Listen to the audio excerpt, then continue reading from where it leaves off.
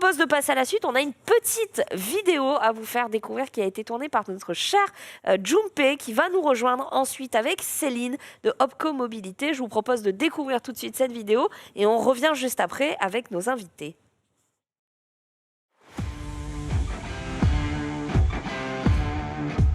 Salut à tous et bienvenue chez le concessionnaire Citroën d'Arras.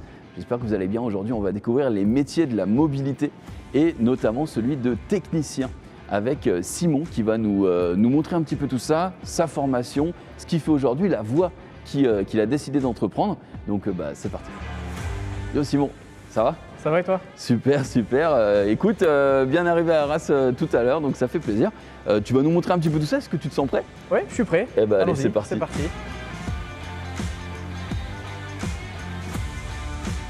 Donc du coup Simon, toi tu es en formation ici, mais la finalité c'est quoi ? C'est technicien expert ou tu as un autre but plus tard ? Oui, alors en effet, la finalité c'est de devenir ici technicien expert. Ouais. Alors avant de devenir technicien expert, il faut bien évidemment réussir le BTS. Ouais. Ensuite, on a une formation à faire en interne une fois qu'on est embauché pour devenir technicien expert. Ok, et ça prend combien de temps environ ? Et ça prend 4 à 6 mois. En fait, on passe d'abord sur de la mécanique, de la grosse mécanique compliquée, pour ensuite devenir technicien à proprement parler.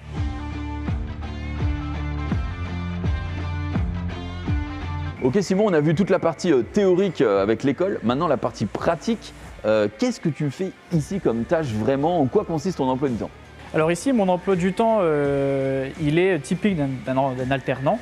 Je dois au garage 2 heures de travail par jour. Okay. Et sur ces 2 heures, ce qu'on me donne principalement à faire, c'est des diagnostics, des premières lectures avec lesquelles je peux par la suite discuter avec mon tuteur. Ok, donc d'abord toi tu t'occupes du diagnostic, mais c'est pas toi qui t'occupes finalement de réparer ou de la réparation. Voilà, pas tout de suite en tout cas. C'est ça, oui, tout à fait. En fait, ça va dépendre aussi de la panne que nous on va détecter. Si c'est un simple capteur, on sera à même de le remplacer. Par contre, si c'est une panne qui est plus grosse, comme par exemple un remplacement de moteur, ce sera mes collègues mécaniciens confirmés qui s'occuperont de ce remplacement. Ok, et donc là on est devant une breloque Citroën. Si voilà, un cas concret.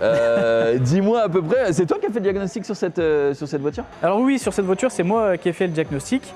On est sur des ratés de combustion. Okay. Donc c'est pour ça qu'on a été ici amené à démonter toute la partie qui nous permet d'accéder aux bobines, aux bougies d'allumage et aux injecteurs. Ok, et donc ça c'est toi qui l'as diagnostiqué, tu l'as fait au son, c'est le client qui t'aide à faire ça ou tu poses des questions ou c'est juste toi sur le véhicule ? Alors c'est dans un premier temps le client qui nous dit écoutez ma voiture fonctionne bizarrement et c'est nous quand on la rentre ici en atelier qu'on s'aperçoit qu'il y a un voyant moteur qui est présent et c'est quand nous on interroge ce voyant moteur qui nous oriente vers telle ou telle panne.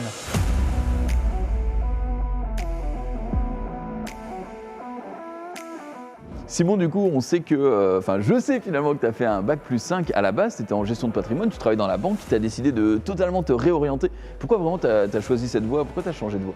Alors simplement, j'ai choisi la voie de la passion. Il y a un adage qui dit fais ce que tu plais et jamais tu auras l'impression de travailler. Et je me suis appliqué à moi-même cet adage et en fait cette passion m'est venue depuis l'acquisition de ma première voiture où je me suis mis vraiment à mettre les mains dedans, dans le moteur, à comprendre comment ça fonctionnait et ça m'a tellement plu que je me suis dit tiens, je vais en faire mon métier. C'est ça que tu veux faire et voilà. Tu t'es dit les bureaux terminés. Oui, les bureaux c'était pas fait pour moi. Ok.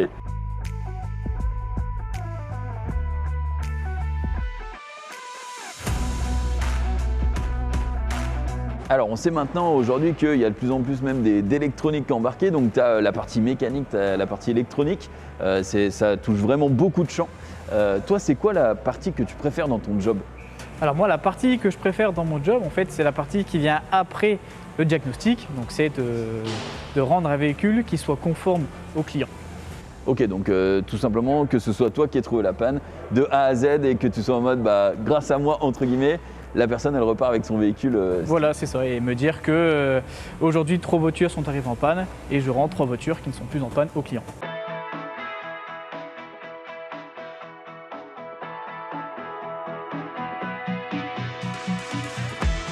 Avec les nouvelles technologies, on a des choses embarquées maintenant dans les voitures, dans les véhicules qu'on n'avait pas il y a 5 ans et je pense que dans 5 ans ce sera pareil par rapport à maintenant. Toi ça te fait apprendre en permanence finalement sur les véhicules. Est-ce que tu penses que c'était plus facile ou plus difficile avant que maintenant de faire le métier que tu fais? Alors ce que tu me poses comme question, c'est une super question auquel en fait il est super difficile de répondre. Tous les anciens mécaniciens ou les personnes qui connaissent pas forcément la mécanique vont te dire ouais, les moteurs, il y avait moins d'électronique, c'était plus simple avant. Et en fait, pour nous qui sommes techniciens, mécaniciens, eh bien, c'est complètement l'inverse parce que moi, aujourd'hui, je ne suis pas formé sur des choses qui existaient avant. Donc pour moi, je suis incapable de réparer une voiture qui est dite ancienne parce qu'il y aura des fonctionnalités auxquelles moi, j'ai pas été briefé. Donc c'est pour ça d'ailleurs qu'il existe des diplômes orientés vers la mécanique de voitures anciennes. Pour finir, Simon, comment tu présenterais ton métier aux gens qui nous regardent, ton métier de mécanicien auto? Comment je pourrais le présenter en fait Aujourd'hui, moi, je suis plus vraiment mécanicien, je suis plus en fait un technicien et je m'oriente beaucoup plus sur de la technicité. Ça veut dire que je vais beaucoup moins mettre les mains dans le cambouis, comme on appelle ça. Et c'est un métier qui est passionnant puisque tous les jours, il y a des innovations, des mises à jour, des nouveaux éléments, des nouveaux organes. Et en fait, nous, on grandit chaque semaine, chaque formation sur des nouvelles technologies. Eh bien écoute, merci beaucoup Simon pour tout. On a découvert ta formation, le côté théorique, le côté pratique, ta voix, c'est nickel. Est-ce que ça t'a plu? Oui, c'était très bien. Vous pouvez revenir quand vous voulez, les portes sont grandes ouvertes. Eh bien écoute, tu fais bien de le dire parce que moi-même j'ai une Citroën, j'ai un DS4 et je vais juste parler parce que je dois peut-être l'upgrade en fait. D'accord. Je vais négocier, merci beaucoup. N'hésite pas. Ça roule, vas-y, ciao. Salut. Alors, laquelle je vais me prendre moi? Peut-être celle-là, la DS4 Crossback, là c'est la nouvelle gen. C'est parti. Oh là là, j'irai Junpei chez vous, il est bon, il est juste là. Ben, merci June d'avoir fait cette petite vidéo qui du coup, une vidéo interview qui est sponsorisée par Opco Mobilité et nous avons quelqu'un juste à côté de nous, Céline, chargée de formation alternance chez Opco Mobilité. Bonjour. Bonjour. Merci d'être avec nous. Alors, on va rebondir sur cette vidéo incroyable, hein, Géjo au monteur et Alain Carnan. Ah, l'autre fille était très bon sur le montage. Non, mais franchement, je trouve que tu as été hyper concis dans tes questions. C'est pas toujours évident d'aller à la découverte d'un métier de quelqu'un et d'essayer d'englober le maximum d'informations tout en rendant ça accessible. Donc, GG, c'est cool. Et ça nous a permis du coup de découvrir le parcours de beaucoup. Simon. Du coup, Céline, on suivait Simon actuellement en alternance. Quels sont les différents métiers du secteur auxquels il pourra accéder plus tard? Alors, Simon, c'est vrai que là, actuellement, il est technicien en alternance. Donc, merci Simon, d'ailleurs, pour ce beau témoignage. Donc là, en fait, si Simon souhaite évoluer, il pourrait peut-être évoluer vers des métiers plutôt d'encadrement, donc de chef d'atelier, de cadre technique d'atelier ou de technicien après-vente. Donc ça, ce sont des possibilités. Après, il peut aussi se mettre à son compte, travailler en tant qu'indépendant. Sur ces métiers, c'est vrai qu'il y a beaucoup d'artisans et de plus en plus de personnes se lancent vraiment très jeunes sur ces métiers. Donc ça peut être une piste. Ensuite, il faut savoir vraiment qu'il existe plus d'une centaine de métiers qui sont liés à la vie d'un véhicule. Donc, on va avoir plusieurs domaines d'activité. On va retrouver donc les domaines, les métiers liés au commerce, donc à la vente, à la réception, la réparation, donc automobile, la moto, voilà. Les vélos. On va retrouver aussi les métiers donc, liés donc, dans les centres aussi rapides. Les contrôles techniques, les démolisseurs, les recycleurs. Alors c'est vrai que c'est assez large, les stations-service, les stations de lavage, les parcs de stationnement et aussi les loueurs de véhicules. Donc les écoles de conduite, je pense que je ne les ai pas citées. Donc c'est vrai que c'est assez large. Et la carrosserie peinture, effectivement. Stéphane, il disait justement, ils avaient du mal à recruter des carrossiers et pourtant que le métier en lui-même payait très très bien et qu'ils étaient en déche de carrossier aussi. Donc, oui. Très bien, très bien. Alors, est-ce que, là, j'évoquais le métier de mécanicien, par exemple. Est-ce que tu as des précisions, du coup, par rapport à ce métier? Comment tu présenterais d'abord le métier de mécanicien? Et au niveau des formations, eh ben, qu'est-ce que vous proposez chez Opco Mobilité pour ce genre de métier et les autres métiers Alors du nous, on ne va secteur, pas d'ailleurs? proposer forcément des formations, hein, puisqu'on est organisme aussi financeur. Mhm. Donc pour présenter et peut-être compléter un peu ce que Simon a dit, donc lui, il est technicien, il va passer donc le relais à des mécaniciens experts qui vont donc s'occuper de l'entretien du véhicule et de la réparation, donc ils vont donner un avis professionnel. Ce qui demande en fait d'avoir aussi donc de multiples compétences, notamment en hydraulique, en électricité ou aussi en informatique. Donc c'est une personne qui est indispensable, qui va tisser des liens, une relation de confiance aussi avec le client, parce qu'il va faire des recommandations professionnelles également. D'accord, très bien. Il y a une vraie évolution technologique. Moi, j'entends parler aujourd'hui de gens qui vont plutôt intervenir sur des logiciels, même Oui. dans des voitures. Du coup, comment le secteur évolue en même temps que ces avancées technologiques? Comment vous réadaptez aussi vos formations par rapport à ça? Nous, on s'adapte, donc en fait, on finance les formations qui sont nécessaires justement aux nouvelles mutations. Et donc, l'Opco Mobilité a vraiment cet objectif donc, de s'adapter et de financer les formations et d'accompagner les entreprises et les alternants sur ces nouveaux métiers. D'accord. Et d'ailleurs, question simple, c'est un secteur qui recrute ou pas Alors oui, bah oui, c'est un Ouais. secteur qui recrute. On a eu en 5 ans une progression des emplois. Donc, il y a eu 27 000 emplois supplémentaires en Ah oui. 5 ans qui sont créés. Et avec la crise sanitaire, dans le commerce et la réparation, on a eu une progression de 0,3%. Ça correspond à peu près à 1000 salariés. Donc, depuis décembre 2019. Donc, c'est un chiffre quand même assez positif. Alors, en parlant de chiffres, on a vu donc Simon en alternance dans le reportage. Est-ce que tu as des chiffres, par exemple, sur les alternants dans ce secteur-là? Alors, les alternants dans ce secteur, c'est en 2020-2021, c'est 62 000 alternants. Ah ouais. Donc, c'est quand même, voilà, je dirais C'est un beau chiffre.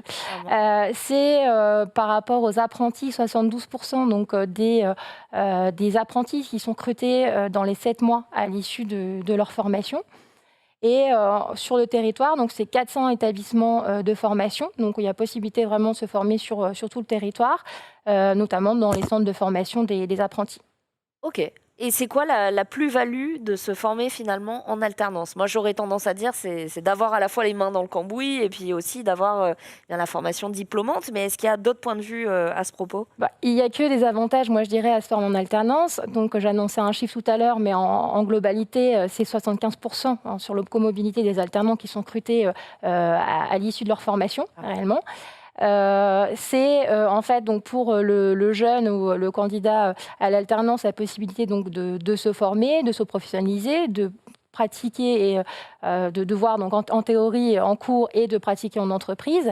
Il apprend plein de choses, hein. Il va avoir donc des compétences en plus. C'est ce qu'il pourra aussi mettre en avant sur un CV. Donc ça, c'est toujours un plus. Je dirais que c'est un dispositif qui est gagnant-gagnant aussi parce que l'entreprise s'y retrouve. Quand l'entreprise prend un jeune, on va dire, en alternance, pour elle, c'est une main-d'œuvre qualifiée qui lui coûtera du coup moins cher.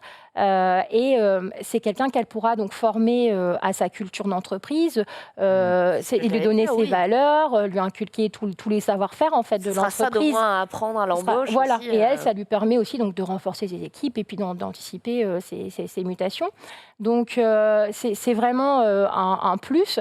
Et c'est vrai que je pense que vous avez entendu parler aussi des aides exceptionnelles dans le cadre du plan de relance de l'État. Et là aujourd'hui, pour un jeune qui fait un contrat d'apprentissage, un jeune de moins de 21 ans, on a quasiment avec les aides 100% du salaire qui est couvert. Donc c'est vrai que en ce sens, je veux dire, c'est un avantage pour tout le monde. Effectivement. Ken, tu avais envie de rebondir là-dessus? Ouais, je suppose qu'il y a un très gros taux de conversion derrière comment les formations et les alternances vers l'emploi en entreprise, non? dans le secteur de la mobilité? Bah, c'est vrai que déjà les formations sont professionnalisantes, donc on peut partir déjà tout de suite du CAP, faire un bac pro, ensuite un BTS, une licence. Donc là, on a vraiment tout de suite donc, la possibilité, on est déjà sur un métier, on se spécialise tout de suite. Donc on va avoir les véhicules particuliers, les véhicules industriels, la motocycle. En parallèle, on a aussi les métiers du vélo. Donc là, on a peut-être un peu moins de formation sur les métiers du vélo. On est plus sur des titres à finalité professionnelle, comme des postes de conseiller technique cycle ou de mécanicien, par exemple. Ouais, mécanicien, monteur. Voilà. Et là, on a vraiment un engouement justement aussi sur les métiers du deux roues, sur la vente, puisque depuis le Covid, ces mobilités se sont accrues, ces mobilités individuelles, donc on a de plus en plus d'usagers. Plus de demandes, c'est plus devenu de plus en plus populaire. Il y a quelqu'un dans le chat qui nous demande, est-ce que c'est ouvert à tout le monde, même un ingénieur Bac+5 ? Après, comme disait Simon, moi je dis Simon est un bel exemple, c'est une reconversion. Pour lui, il était dans la banque, donc effectivement rien à voir. C'est ouvert à partir du moment où on est motivé et puis même passionné. Il y a des personnes qui sont qui font ça à côté, qui ont toujours fait ça depuis qu'ils sont jeunes. C'est vraiment ouvert à tout public à partir du moment où on aime ce qu'on fait. Alors, cette même personne pose une question un peu plus, va un petit peu plus loin dans ses questions, j'ai l'impression que ça l'intéresse. S'il a un Bac+5 ingénieur, je pense que c'est son cas, est-ce qu'il doit refaire un diplôme Bac+2 du coup ? Dans l'idéal, oui. Après, ça dépend de son niveau de spécialisation, ce qu'il a envie de faire. C'est vrai qu'il faut quand même au moins revoir les bases. Donc après, il y a, par exemple, si c'est dans la mécanique auto, il y a du BTS en maintenance des véhicules qui existe. Et puis après, en fonction des choix, des spécialités, soit sur le véhicule transport routier, soit sur la voiture particulière ou la moto, par exemple. Il ne peut pas tout revalider en alternance, s'il veut, je sais pas, devenir mécanicien, il a quand même des notions d'ingénierie déjà développées, essayer de développer toutes les compétences peut-être matérielles de pratique directement en alternance en entreprise et déboucher vers un métier. Il n'y a pas forcément besoin du diplôme pour obtenir certains métiers, non ? Besoin, moi je dirais que si, puisque c'est important, je pense, d'avoir au moins les notions, puisqu'entre ce qu'on fait à côté et puis les évolutions, on a besoin d'être au fait de ce qui se passe aujourd'hui. Et en fait, l'avantage de l'alternance, c'est vrai que c'est des rythmes, ça va être 2 jours de cours, 3 jours en entreprise, oui, c'est ça. Ce qui fait qu'on n'a pas l'impression d'être en cours forcément. Donc oui, c'est important de faire un cursus en alternance et ça se fait effectivement à tout âge. Ouais. Dans le cadre de Simon, c'était un CGP. Il avait fait un Bac+5 en gestion de patrimoine, donc vraiment rien à voir. Rien à voir. Et il y a il tout m'a à se reformer. il m'a dit, j'ai eu ma voiture et j'ai commencé à l'ouvrir parce qu'il y avait un souci et j'ai commencé à kiffer et je me suis dit qu'est-ce que je fous dans un bureau et du coup il est pas mais c'est fou hein. Et après il s'est dit en fait non, je veux juste faire de la mécanique, donc tu pouvais pas transposer les connaissances qu'il avait à la technicien de maintenance, c'est pas du tout la même chose. Maintenant lui franchement pour être honnête, il avait l'air hyper épanoui quand je suis arrivé et tout, il était super content, il nous a tout montré. Enfin, c'était une super expérience, même pour moi, parce que je ne connais rien en mécanique. J'ai fait génie mécanique et électronique à l'école, mais ça ne touche pas à la mécanique. Oui, bien sûr. Vois, voilà. Oui. Mais ouais, et en plus ça remonte. Mais à part ça, vraiment, pour moi aussi, c'était de la bonne découverte. Tu vois, il y a des trucs, évidemment, on a beaucoup plus d'images que ce qui est passé dans le reportage. Mais tu vois, il nous a montré les outils, la manière dont il travaillait. En fait, ce que je voulais poser comme question, c'est est-ce qu'il n'y a pas moyen d'avoir des formations accélérées ? Je sais que certains ingénieurs ont subi des cursus avec déjà une densité de cours, une densité d'apprentissage qui est très très élevée. Ils ont des capacités d'apprentissage fortes. Revenir à 2 ans d'apprentissage en BTS ou en bac professionnel ou en CAP, là où peut-être avec de la volonté, ils pourraient tout compresser en 6 mois. Eh bien, voilà, ça me semble. C'est possible de faire des parcours adaptés. Voilà, des parcours sur 1 an, sur 6 mois. Voilà, d'accord, c'est ça que je voulais poser comme question. Du profil de la personne, c'est tout à fait possible. Parce que quand tu es en reconversion, c'est un peu difficile de te dire, tu vas me relancer un an. Tu vas remettre 2 ans, voire 3 ans. Hein. Parfois, il y a des reconversions qui peuvent prendre dessus en suivant un cursus, sachant qu'on sait très bien que les cursus post-bac ou même en cours de bac, souvent, c'est des cursus, il n'y a pas une densité de cours énorme, souvent pour laisser le temps aux étudiants de travailler à côté pour pouvoir, ou de faire des alternances, etc. Donc, des formations accélérées, diplômes accélérés, c'est toujours intéressant, surtout qu'on a vraiment la volonté de changer de voie et de switcher de voie comme ça. Puis pour faire une alternance, le minimum, enfin les prérequis, c'est 6 mois. Tout à fait. Donc 6 mois, voilà, il y a possibilité de faire des formations assez courtes. Bon, bah, c'est très cool. Il y a quelqu'un dans le chat, donc Gara Campus, qui dit que justement son campus travaille avec Opco Mobilité et qu'il y a des recruteurs qui viennent directement sur son campus. Je trouve ça plutôt cool. Donc voilà, si vous n'étiez pas au courant, c'est un secteur qui recrute. Merci beaucoup Céline d'être venue nous parler justement de ton métier et puis de toutes ces possibilités de reconversion aussi. Donc c'est chouette.